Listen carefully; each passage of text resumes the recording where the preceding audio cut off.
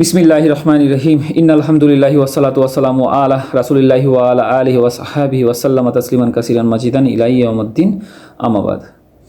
আসসালামু আলাইকুম ওয়া রাহমাতুল্লাহি ওয়া বারাকাতুহু।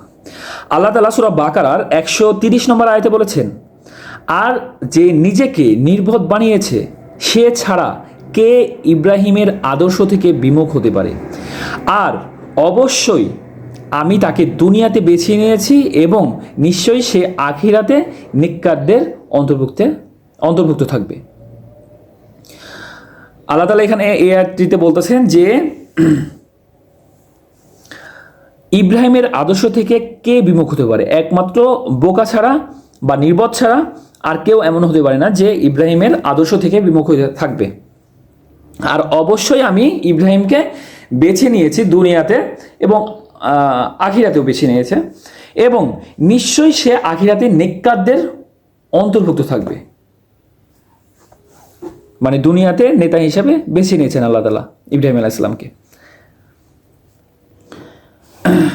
এখানে মহান আল্লাহ ইব্রাহিম আলাইহিস সালামের মর্যাদা ও তার বৈশিষ্ট্য বর্ণনা করেছেন যা তিনি তাকে দুনিয়া ও আখিরাতে দান করেছেন এবং এ কথাও পরিষ্কার করে দিয়েছেন যে ইব্রাহিম আলাইহিস সালাম এর ধর্ম থেকে মুখ ফিরিয়ে নেওয়া বোকামি ছাড়া কিছুই নয়।